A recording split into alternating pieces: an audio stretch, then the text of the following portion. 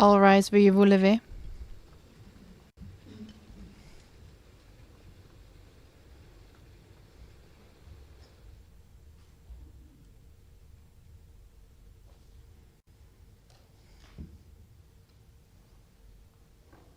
Please be seated. Veuillez vous asseoir.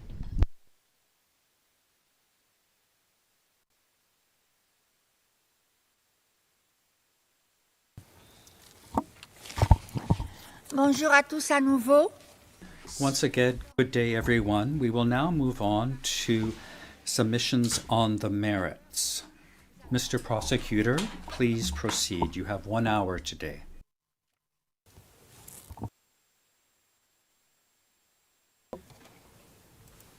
Thank you very much, Madam President, Your Honors.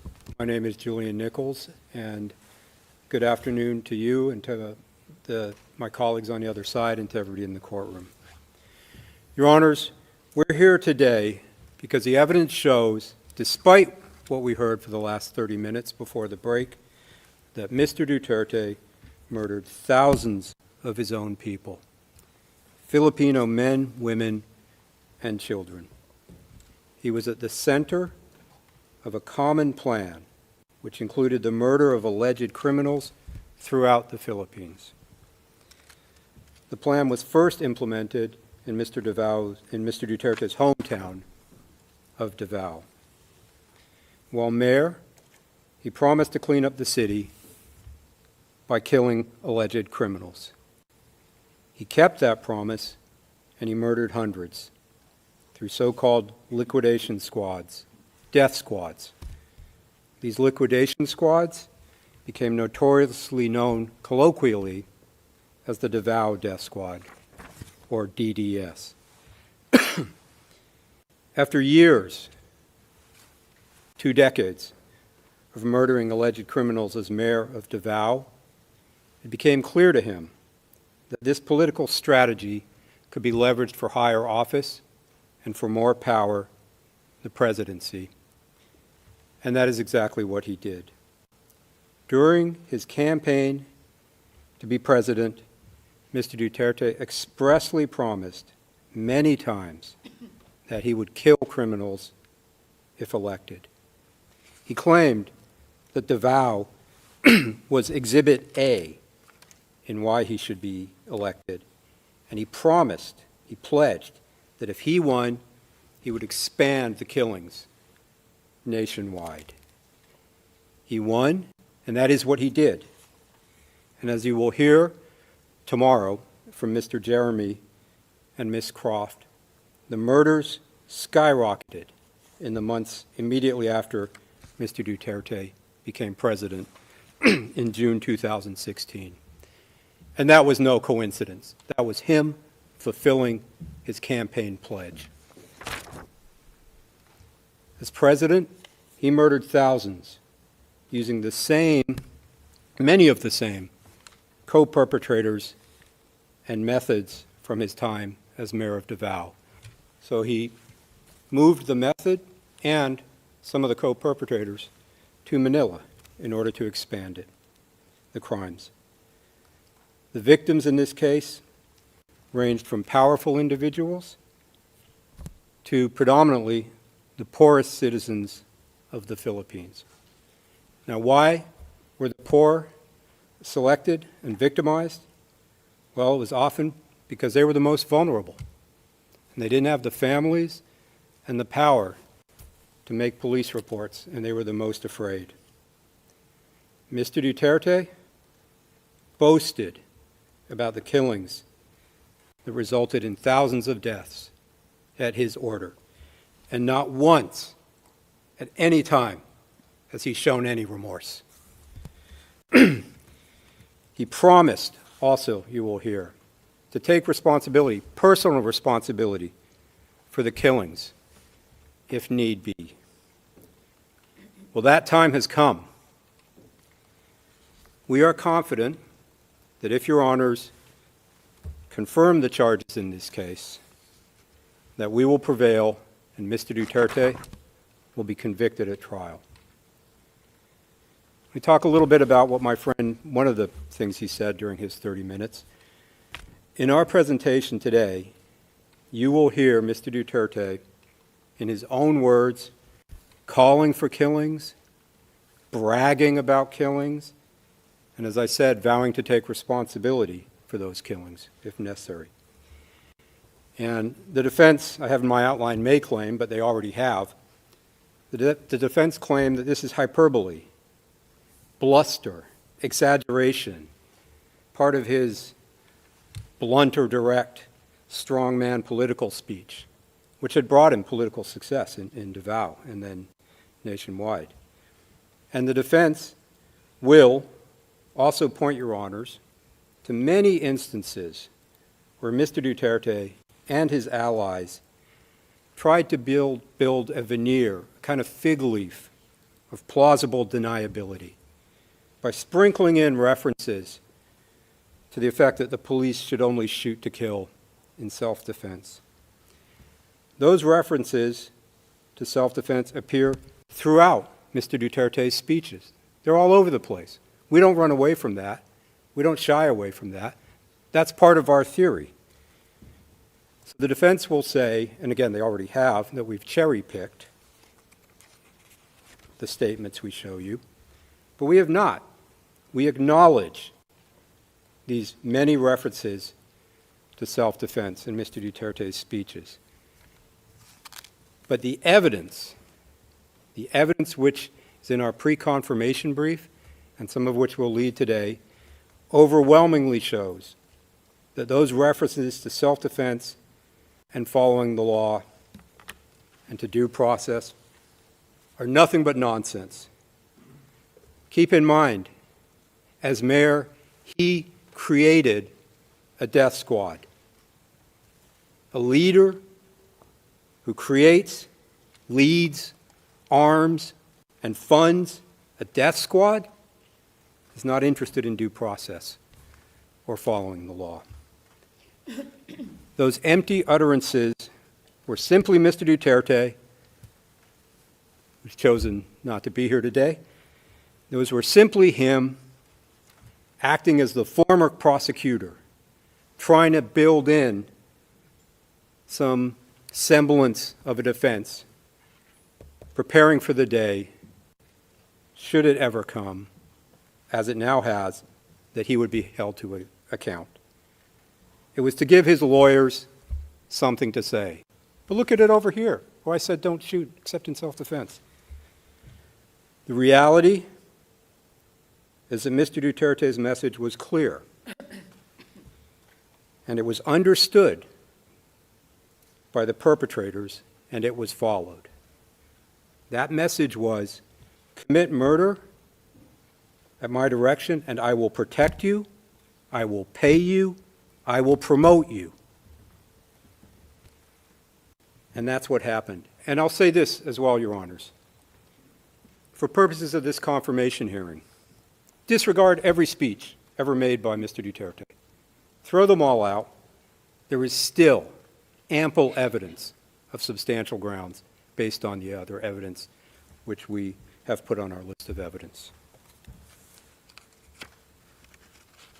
And the evidence as a whole, when you weigh it together, will show that what my friend said is not correct, that Mr. Duterte intended for his subordinates to follow the law, and that he was interested and that his speeches were simply bluster.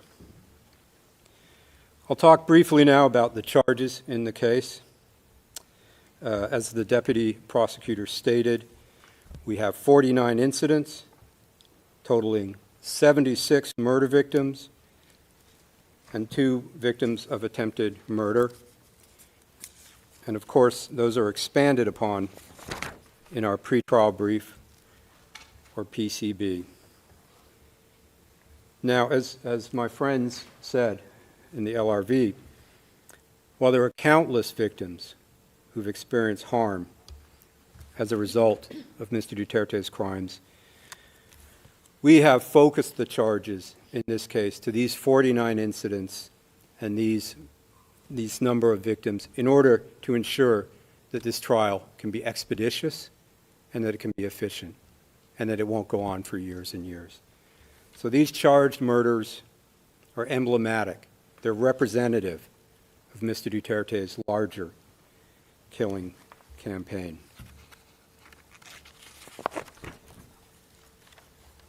I was going to talk about the legal standard for today, but Your Honors explained it extremely clearly in the beginning of the introduction, so I won't go into it, other than to say, of course, the standard we have to meet is substantial grounds, which I am confident we will. The only thing I would add is that this stage of the proceedings, in addition to not being a mini trial or a trial before a trial, it's also not the time for the chamber to in-depth determine the credibility of witnesses. That can only properly be addressed at trial by the trial chamber when the witnesses are called to testify before the judges and their evidence is properly tested. And there I would point, Your Honors, to the Said confirmation decision, 9 December 2021, at paragraph 39. I'll move on now. We can go to the next slide, James. I'll talk a little bit about Mr. Duterte's background. He was born on the 28th of March, 1945, and he prides himself, or portrays himself at least, as someone who understands the problems of the poor. But as my friend stated, he actually comes from a very privileged family. His father was a lawyer, a politician, even a provincial governor. And as a young man, Mr. Duterte became a lawyer. He went to law school, practiced as a prosecutor in Davao City for almost a decade, from 1977 to 1986. And you find that in our pre-confirmation brief at paragraph 2. While he was a prosecutor, excuse me, he taught criminal law and procedure to police officers in Davao City. And despite this privileged background, despite his deep familiarity with the law and criminal law, Mr. Duterte embraced criminality from the beginning of his career. It's just one example. As a prosecutor, the evidence shows he taught police officers to plant evidence. We can go to the next slide, please, James. I won't read the whole slide out, Your Honors. This is tab 57, PHL OTP 000-15506 R01. But this witness with direct knowledge stated, quote, "He's like planting of evidence. It is necessary," and the he is Duterte. He called it necessary evil. So they said that there are times in police work that you have to do the necessary evil for the sake of the common good, end quote. And I think you'll see, Your Honors, that that's a theme that runs through Mr. Duterte's career. He's willing to do whatever he considers the necessary evil, either for the common good or for his political advancement, or both. And Mr. Duterte confirmed years later, in 2024, when being questioned under oath during a hearing in the Philippines House of Representatives, that planting evidence was his strategy as mayor. Now, at first he denied it in this hearing, but then he admitted to planting evidence in this exchange. If we can go to the next slide. This is tab 46.1, Your Honors. Chairperson, quote, so you really did plant evidence. Mr. Duterte's answer, well, that was part of the strategy as a mayor and as a leader of the law enforcement agency in the city, end quote. His privilege, his legal background makes this betrayal of the law and embrace of murder even more inexcusable. He knew, as a lawyer, as a former prosecutor, that his so-called crackdown on crime was a criminal attack on civilians of the Philippines. And overwhelmingly, the evidence shows, on poor civilians. The poorest of the poor were his victims. He knew his conduct, at its core, was criminal. And not only did Mr. Duterte clearly intend his criminality, he openly bragged about it. Right up until his arrest, and we'll get to that later, but right up until his arrest, he bragged about it. He thrives on a tough guy persona or image that he's tried to create for himself.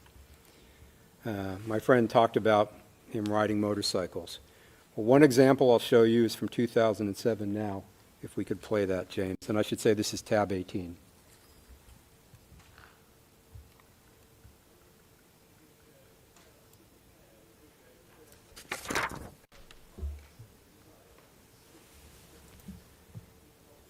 Elite, never losing an election.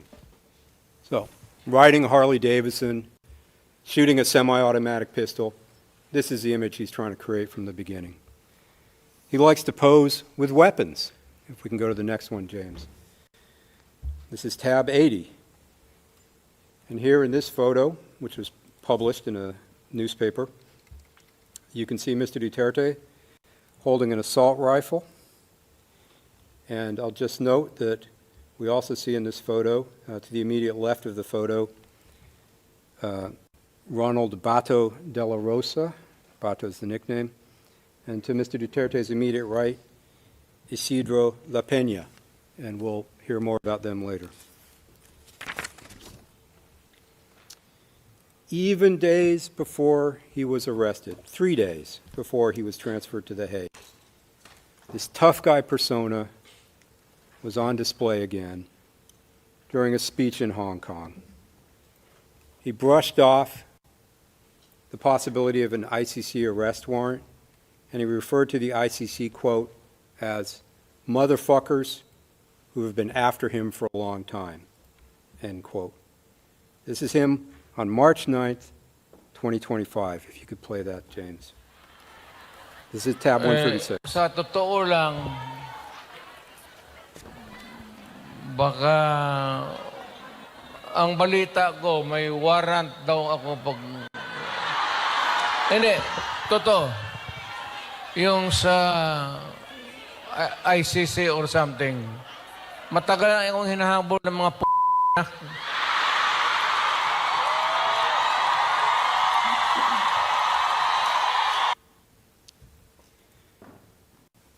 That's him 3 days before coming to The Hague.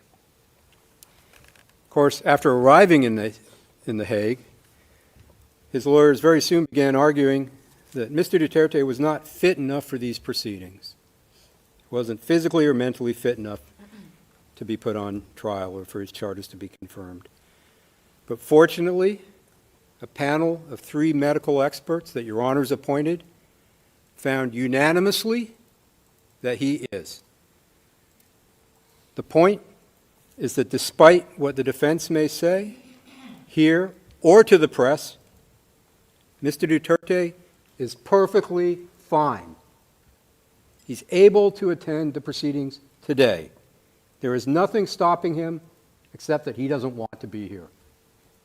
He chose not to face the court, not to face the victims.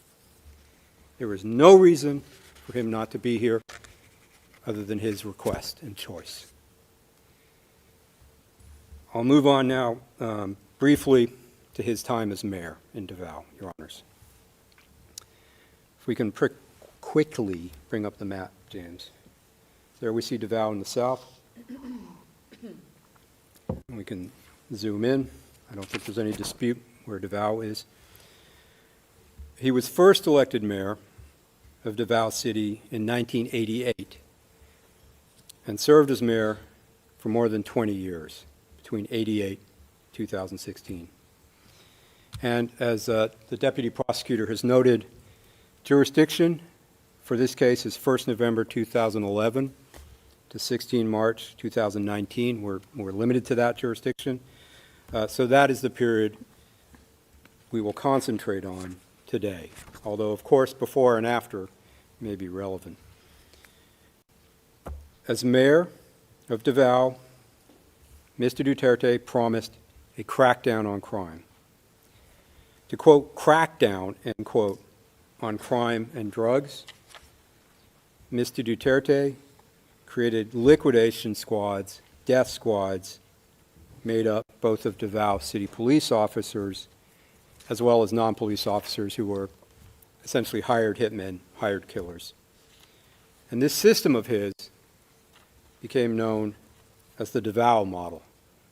The Davao model was murder, not being tough on crime legally, as my friend said. And you have to think, it's a little strange cracking down on crime by committing the crime of murder. Of course, Mr. Duterte did not commit these crimes alone. We discussed the co-perpetrators, including during the mayoral period, in our pre-confirmation brief, Your Honors. And you'll find that at paragraphs 8 to 23. I'll talk about just a few of them now, just to introduce them. First, if we go to the slide, thank you. Ronald Bato de la Rosa, who was a chief of the Davao City Police Office, or DCPO, from 2012 to 2013. Next, Vicente Danao, another police chief in Davao during the period. Next, Christopher Bong Go, who was Mr. Duterte's aide, special assistant, an important advisor from 1998 to 2016 for the Davao period and then continued later in the presidency. Mr. Dante Guiran, regional director of the National Bureau of Investigation. And finally, Vitaliano Aguirre, who was a lawyer for Mr. Duterte and for some of the DDS members during the mayoral period. And Ms. Croft will discuss these co-perpetrators and their roles in more depth in her presentation, which will be tomorrow. Let me talk now a little bit about the structure of the Davao Death Squad, or DDS. And as we say in our brief, it's a pyramidal structure. If we go, James, to the next one. Again, this colloquially became known as the Davao Death Squad, and it had a hierarchical pyramid-like structure. At the very top, as mayor, Rodrigo Duterte. And as mayor, he had, of course, de jure control over the Davao police. And the evidence shows, para 34, we talk about this in our brief, he also had de facto control.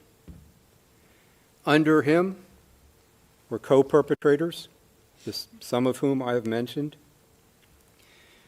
The co-perpetrators had different roles, but one of them was to relay orders and instructions down from Mr. Duterte to the DDS handlers, and also to relay reports back up to Mr. Duterte. So a typical chain of command.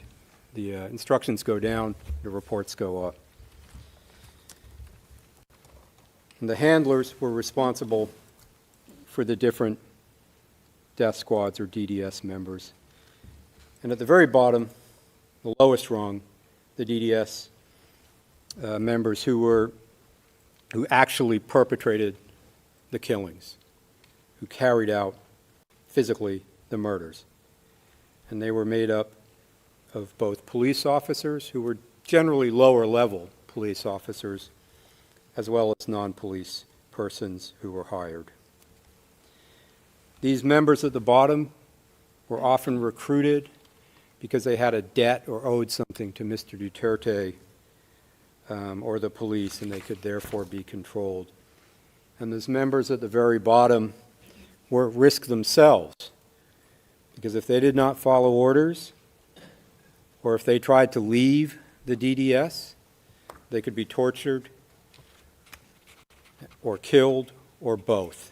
And there is evidence of that in this case.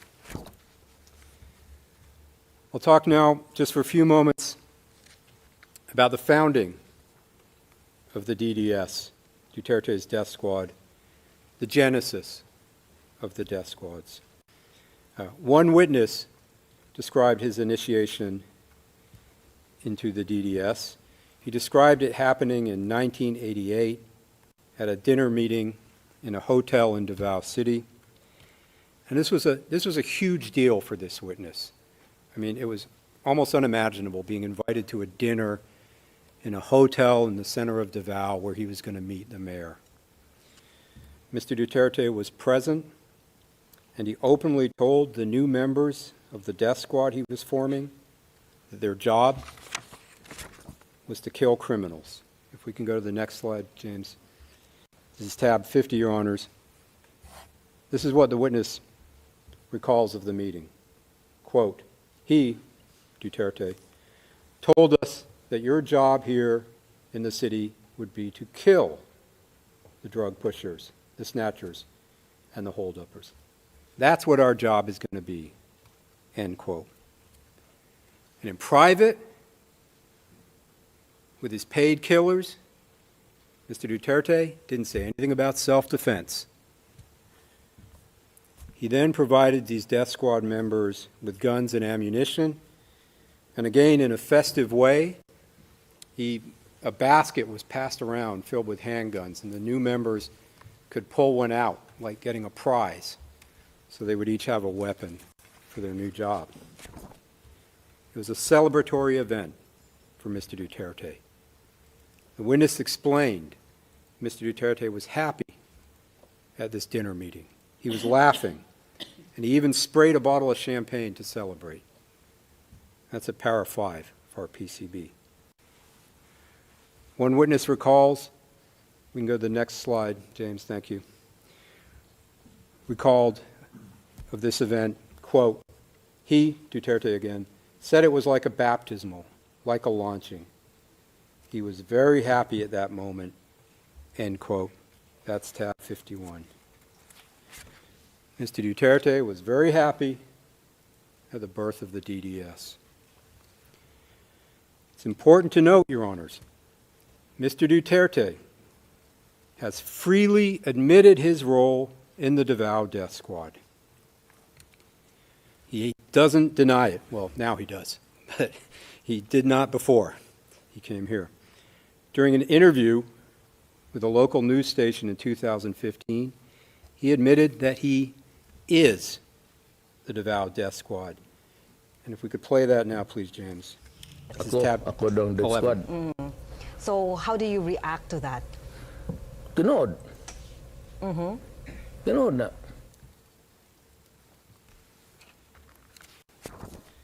They say I'm the death squad. True. That's true. You know, Your Honors, in some ways, this case is not exactly complicated. That's not the only time Mr. Duterte admitted his role with the death squad. He repeated under oath that he had a death squad at the Blue Ribbon Committee in the Philippine Senate in 2024, about 10 years after the clip we just saw. However, in this exchange, he denied that the death squad included police officers in some type of apparent effort to protect them. This is tab 41.1, if you could bring it up, please. Mr. Duterte, under oath, quote, I can make the confession now if you want. I really took care of it. But please don't involve the police. They're the ones who suffer, sir. I have a death squad, but not the police. These were gangsters. He says it again. In the same hearing, he confirms this admission. Go to the next one, please. Tab 41.1. The senator asks, quote, "So what the former president dropped earlier, that they have a death squad, was a bombshell. Whatever name it goes by, whether police or non-police. Because it looks like what we are investigating now is the instrument used for the war on drugs, which led to numerous extrajudicial killings. For the record, Mr. Chair." End quote. Mr. Duterte's response, quote, "You are correct, ma'am. You are absolutely right." End quote. It's not on a slide, but he also stated bluntly, same tab, 41.1, same hearing, quote, "My death squad, ma'am, is, of course, it is organized. That's all I can say," end quote. So that is 4 times, 3 of them under oath, that he admitted having a death squad in Davao, including saying he is the death squad. That's not hyperbole. That's not bluster. That's him telling the truth when he feels safe, and that he can bank on his continued impunity. Talk just for a few moments now, Your Honors, about how the Davao Death Squad operated under its architect, Mr. Duterte. Victims were usually targeted in one of 2 ways. Sometimes an informant would provide information on a target, and the handler would then get clearance from Mr. Duterte through one of the co-perpetrators in the pyramid we saw earlier to kill the target. Sometimes Mr. Duterte himself would give the target's name, would say who to kill, which would be communicated by one of the co-perpetrators to a handler, and then down to the DDS member tasked with actually carrying out the killing. But whichever way it took place, Mr. Duterte's clearance, his approval was required, his permission was required for DDS members to conduct these murders.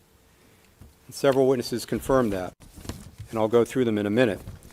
But first, Your Honor, just to react to something my friend said in the previous session. This was at I think 12:22 onwards on the transcript. He stated to the effect, the prosecution couldn't even get one witness to admit they heard Rodrigo Duterte give an order to kill. Here's where it gets a little bit cute. At any time relevant to the charges or with respect to any of the incidents. So my friend didn't say the prosecution doesn't have any witness who heard Mr. Duterte give an order to kill. He's saying during this time period. I'd point Your Honors and my friend to PHL OTP 000 15517 at page 0002, lines 18 to 21, where a witness is asked, "Now, did you ever hear Sarah," this is Sarah Duterte, "give any instructions for killings to take place?" Witness, "Personally, no." Interviewer, "Okay." Witness, "But the father, of course, many times." But this was before 2011. I would suggest that doesn't make much difference.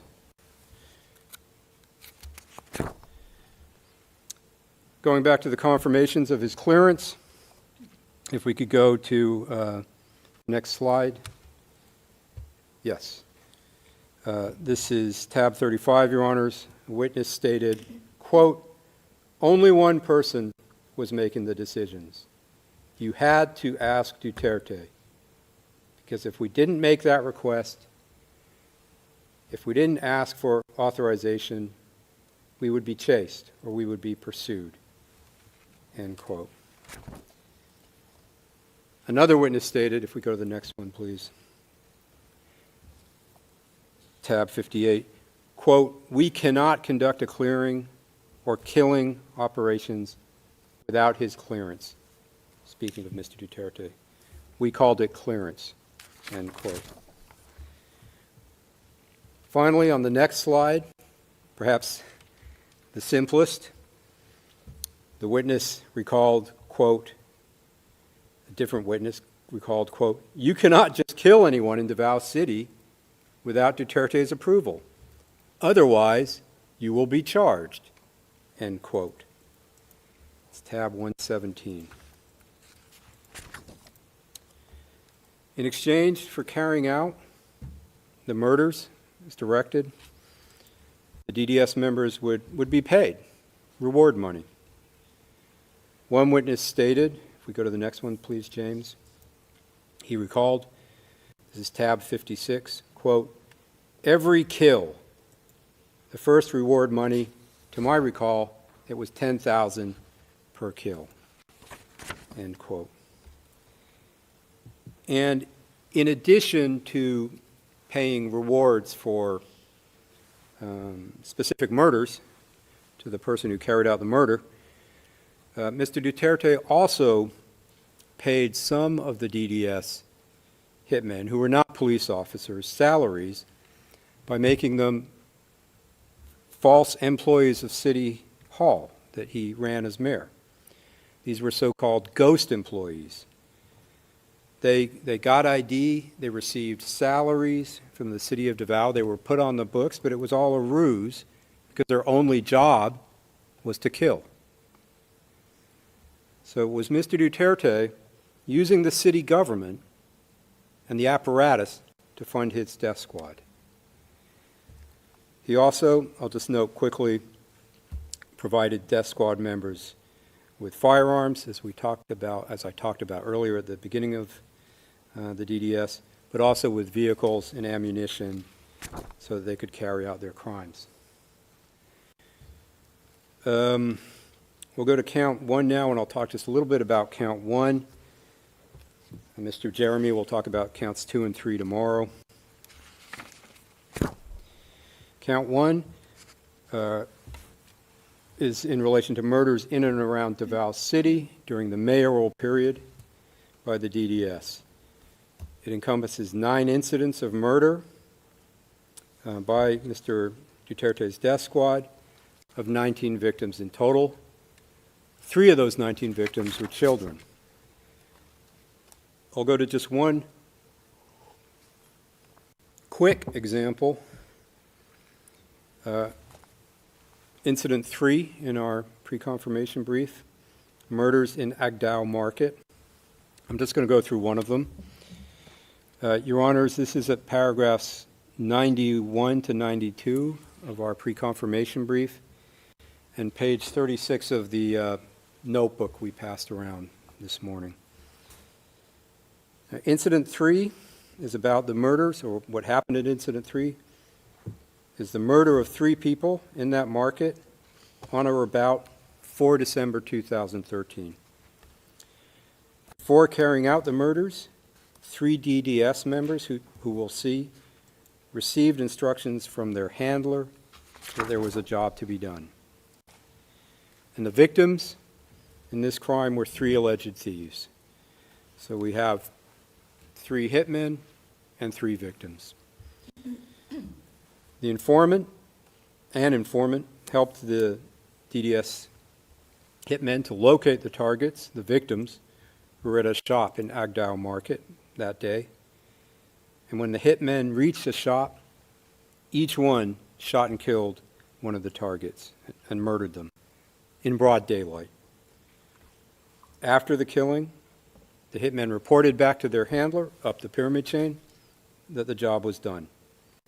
And their handler, in this case, then informed Sonny Buenaventura, who at that time was one of Mr. Duterte's most trusted men. The reward for this incident, for these 3 murders, was 90,000 pesos total. That's at our brief at para 91. Now, what's interesting about this incident is that a few weeks later, after the murders, a video of Mr. Duterte watching the crime on CCTV was posted to YouTube. And I'll show that video, Your Honors, in a minute. But in the video, you'll see Mr. Duterte standing in the CCTV room looking at a bank of television screens. The video then zooms in on the CCTV footage of the crime, and you see 3 DDS members walking up the street in the market. You see them turn to the right, pull out their guns, their pistols, shoot the 3 victims who are off the screen, and then they walk and jog away, and they don't look very worried. And the video then zooms out, and you see different people running to see what has happened because they've heard the shots. Okay, can we play that, please? Sa Makati, ganito din. At most warnings gagawin. Katong patay sa Agdaw. Eh, tanawin mo yun. Tanawin ng dua kalakaw. Kanawa. Fiskal, pati pamot niya sa imo. Morder mo din klaro. Mulang kanawa. Kaya, berbada. May pagkita ni Esa Rosales.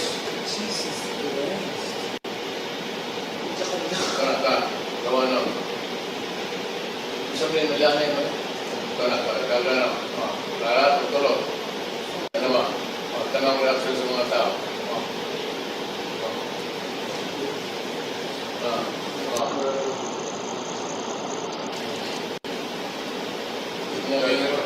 Dito, patay na.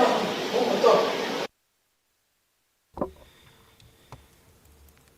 And you have to wonder if what my friend said is true, that Mr. Duterte is an honest mayor trying to solve crime. You have to wonder, Mr. Duterte portrayed himself as tough on crime, law and order enforcer. This triple murder was filmed. Mayor Duterte watched it himself. You can see the perpetrators shooting, committing the crime. Yet, Mr. Duterte, the former prosecutor, Mr. Tough on Crime, could not get this triple murder committed in a market in broad daylight with multiple eyewitnesses solved? Of course not, because it was his murder. And that brings me to the next point, which is clear. DDS members did not fear punishment because they were committed at Mr. Duterte's orders or direction. He authorized this Incident 3 killing and the others in Davao City. That's at our PCB, our brief, 71 to 72. And that's why, of course, the death squad members were not being arrested, worried about being arrested for the murders they carried out. And if we go to the next slide, James, one of them says very simply, quote, when asked if he's worried about being prosecuted for the killings he committed, his answer was, quote, no. As long as it has been cleared, I wouldn't worry, end quote. Tab 30.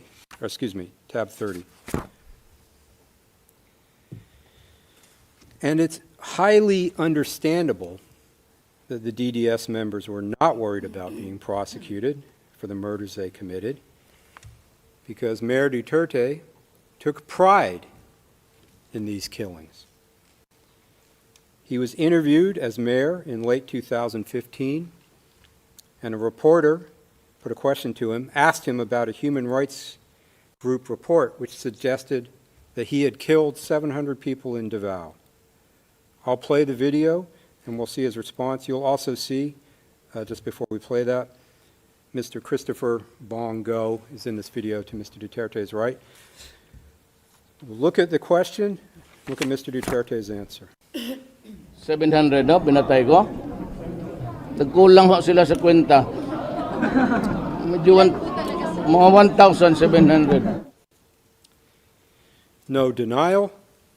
Instead, he takes credit for 1,000 more killings. That isn't bluster. That's not hyperbole.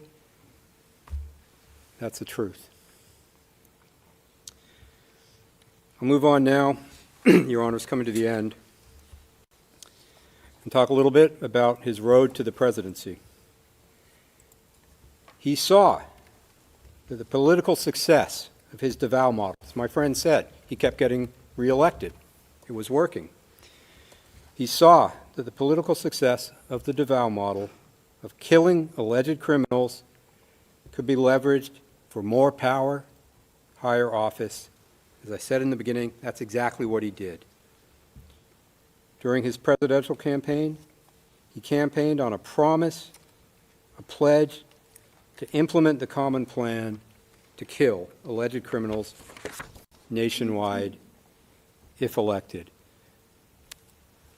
I'm going to play a video now, Your Honors, that are just some of the speeches he made. It's a compilation of four. This is a tab 12 of 4 videos. It's about 4 minutes, but it gives an idea. These are not all the statements, but it gives an idea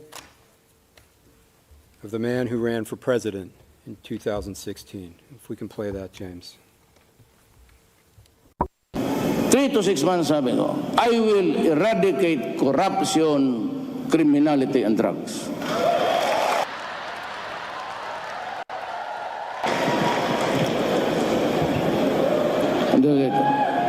If I become the president, I will order the military and the police to hunt down the drug lords, the big ones, and kill them. Tell me what my credentials to the presidency? Then I'd say, Davao is Exhibit A. Ngayon, dito sa Davao, hindi sabihin ito malinis itong bayan na to. It's not perfect. So that maybe I said, kung dating ako doon sa Pasig, I can promise you, not heaven, but I will promise you a comfortable life. Corruption has to stop. Criminality has to stop. Either makuha ko ang gusto ko or you perish. Magprangkahan na lang tayo. Anong ibig sabihin yan? Patayan yan. I promise you, hindi naman believe yung ibang tao. Sabi ko, I would stop drugs and crime, criminality in 3 to 6 months. That's too ambitious. My God, subukan ninyo ako. That's what I told the Davao criminals before. Pinapatawag ko pa, do you want to go out of the city? Gusto mong pumunta ng Manila, maganda ang buhay doon. Doon ka na lang, gusto mo? Di yung hindi naniwala, di patay. Anong pag-usapan natin dyan? Bakit para sa akin? Did I do it for my own? For my own benefit? To enrich myself? What does the life of a criminal have to do with your pocket? Nabi ko lang, I want a peaceful city. Umalis kayo, pag hindi, papatayin ko talaga kayo. Di pinatay ko. Huwag na tayo magtagot pa. Papangkaprang ka na lang. Ngayon ako, I have this, kung ako ang presidente, huwag muna kayo mag-demonstrate.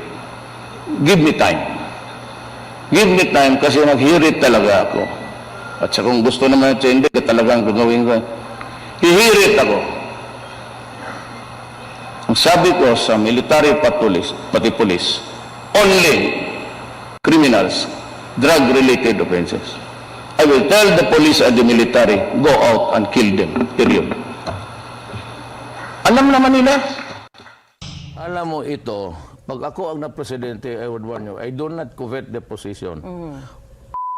Pag na-presidente ako, magtago na kayo. Yung 1,000 and it would reach 50,000. I would kill all you making the life of the Filipino miserable. papatayin ko talaga kayo. Kasi manalo ako dahil nga yung si breakdown sa law and order. I do not want to commit a crime. But if by chance, per chance, God would place me there, magbantay kayo, kasi itong 1,000 na ito maging 100,000. Diyan mo makita tataba yung isda dyan sa Manila Bay. Diyan ko kayo itapon. I do not want to be president. I do not want to kill people. So do not elect me as president. If I become the president, I will order the military and 3 the to 6 police. months. Oops. Sorry. So, if I become the president, I will order the military and the police to hunt down the drug lords, the big ones, and kill them. Tell me, what is my credentials to the presidency? Then I'll say, Davao is Exhibit A. Either I get what I want or you perish. Let's be straightforward. What does that mean? That means killings.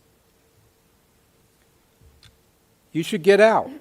If not, I will really kill you. So I killed them. Let's not play hide and seek anymore. Let's just be frank. I will tell the police and the military, go out and kill them, period. I will really kill you. I do not want to kill people, so do not elect me as president. That's the man before you for this hearing, even if he's not in court today. He repeatedly promised to kill people, his own people, if elected president. He said it, he did it, that's who he is.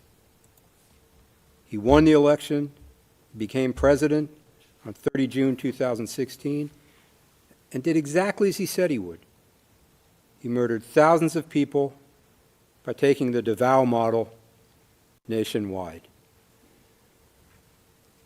I'm finished, Your Honor, and perhaps I'd suggest that the next presentation start tomorrow, if you don't mind, because we only have 5 minutes. Judge Motok. Thank you, Mr. Prosecutor,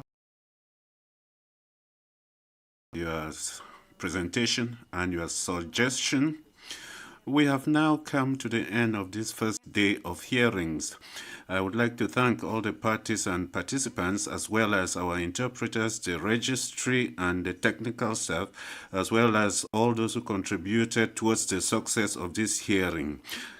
The hearing is adjourned, and we will resume tomorrow according to our schedule. See you tomorrow.